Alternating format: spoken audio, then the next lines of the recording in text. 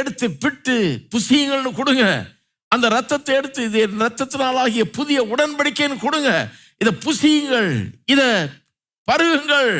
இதை புசிக்கும் போது பருகும் போதெல்லாம் கல்வாரி சிலுவையின் மூலமாக உங்களுக்கு ஏற்பட்டிருக்கிறது மீட்பு, அதன் மூலமாக உங்களுக்கு ஏற்பட்டிருக்கிற நன்மைகள், இதை எண்ணி பாருங்கள். உங்களுடைய பாவங்கள் மன்னிக்கப்பட்டிருக்கிறது, நரகத்துக்கு தப்பி இருக்கிறீர்கள், அழிவுக்கு தப்பி வைக்கப்பட்டிருக்கிறீர்கள்.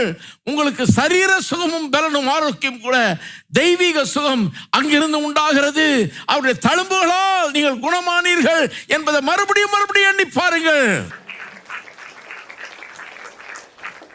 போன மாசம் தானே செய்தோம், இந்த மாசமும் செய்யுங்க. திருப்பி டக்குன்னு மறந்துடுவீங்களே, செய்யுங்க.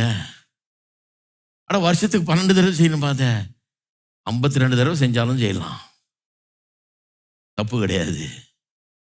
அர்த்தமுள்ள விதத்தில் செய்யணும். இது ஒன்றும் மந்திரம் தந்திரம் கிடையாது. இது ஏதோ இதை புசிச்சு இதை குடிச்சதுனால ஏதோ ஆயிரும், அந்த மாதிரி கிடையாது. இது என்ன சொல்லுகிறது என்பது ரொம்ப முக்கியம். அதில் விசுவாசம் உள்ளவர்களாக இதை புசிக்க வேண்டும், இதை குடிக்க வேண்டும், அதை எண்ணி பார்க்க வேண்டும். அன்னைக்கு அவர்கள் பஸ்கா அன்றைக்கு அனுசரித்த போது, முதல் தடவை அனுசரித்த போது அப்படிதான் பண்ணாங்க, விசுவாசத்து தான் செஞ்சாங்க. இன்றைக்கும் விசுவாசத்து செய்தால்தான் பலன் இருக்கும். விசுவாசப்படியினால தான் அவங்க தடியை எடுத்துக்கிட்டு ஷூவை மாட்டிக்கிட்டு சட்டையை மாட்டி கிளம்புனாங்க. இன்றைக்கும் நாம் விசுவாசித்தால்தான் நம்முடைய வியாதியிலிருந்து வெளியே வருவோம், நம்முடைய தரித்திரத்திலிருந்து வெளியே வருவோம், நம்முடைய மீட்பை சுதந்திரித்துக் கொள்வோம், மீட்பின் ஆசீர்வாதங்களை அனுபவிக்க ஆரம்பிப்போம்.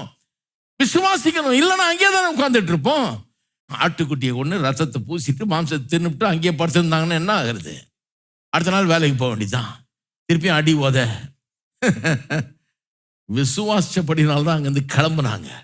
நான் சொல்றேன், நீங்களும் நானும் கிளம்ப வேண்டும், நம்முடைய சுதந்திரத்துக்குள் கிளம்ப வேண்டும், நம்முடைய சுதந்திரத்துக்குள் பிரவேசிக்க வேண்டும், நம்முடைய ஆசீர்வாதத்தை சுதந்திரிக்க வேண்டும். கர்த்தர் நமக்காக உண்டு பண்ணி இருக்கிற மீட்பின் மூலமாக நமக்கு உண்டாயிருக்கிற அத்தனை காரியங்களும் சொந்தமாக்கி கொள்ள வேண்டும். அதுக்காக தான் மறுபடியும் செய்ய சொல்றாரு. அதுக்காக தான் இன்னைக்கும் செய்யறோம். நம்ம அதில் என்ன சொல்லியிருக்குது? 29:30 பாருங்க. எண்ணத்தினால் அபாத்திரமாய் போஜனம் பண்ணுகிறவன் கர்த்தருடைய சரீரம் என்னதென்று நிதானித்து அறியாதனால் தனக்கு ஆக்கினை தீர்ப்பு வரும்படி போஜனம் பானம் பண்ணுகிறான். இதை வச்சு நிறைய பேரை கம்யூன் எடுக்காதபடி பண்ணிட்டாங்க. பாத்திரமா நீ பண்ணினா உனக்கு தகுதி இருக்குதா அப்படின்னு. அல்ல, யாருக்கு தகுதி இருக்குது? யாருக்குமே தகுதி இல்லையே. அப்புறம் எப்படி எடுக்கலாம்? அவர் தகுதி படுத்துறாரு, பாவிகளை அவர் ரட்சிக்கிறாரு, அவர் மன்னிக்கிறார், அவருடைய கிருபை தான் தகுதி ஒழிய நம்ம என்ன பெரிய இதோட சர்டிஃபிகேட்டாக வாங்கிட்டு வந்துருக்குறோம். இந்த வாரம் ஒன்றுமே தப்பு பண்ணலன்னு, இந்த மாதம் முழுக்க